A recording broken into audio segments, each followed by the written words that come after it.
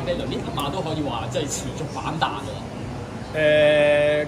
反彈我都要講形勢啦。今日又係落雨啦，上一場佢又落雨啦。咁啱就啱第4場跑嗰時落雨，呢一陣雨就及時雨咯。咁啊，佢就好擅長跑呢啲落雨地啦，同埋今日嗰個跑法係咪都因應呢場雨而改變臨場？其實都冇嘅，我都係有騎師自己發揮嘅。其實我就叫佢就可以做翻上一次個跟 midfield 咁直路再衝喺出面。咁嗱，佢可能落咗雨隻馬咧，佢話俾咗2步隻馬自己已經擔住個口走咗前面。咁啊，其實話跑馬最緊要隻馬自己走得舒服，喺邊個位都唔緊要嘅，你自己隻馬走得舒服嘅。佢點知一出嚟放咗頭，佢話由頭到尾就冇人去逼佢個就走得好舒服嘅。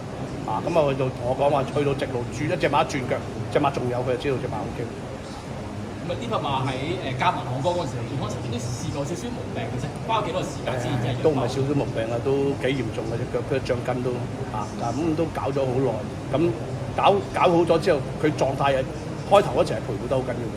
跑咗好耐，佢都未上力，未成力，咁又怕跳，又做好多嘢啊！咁佢隻腳 OK 啦，咁啊俾佢跑密啲咯，跑密啲佢反而喺賽時跑密啲咧，咁啊可能第一個評分好啲啦，第二佢狀態真係嚟翻好多咁近呢2-3場嘅狀態真係好好。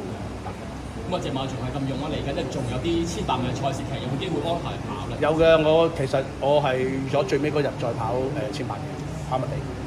再一次恭喜實行個預祝3個飛輪繼續好成績。OK，thank you，thank you，thank you。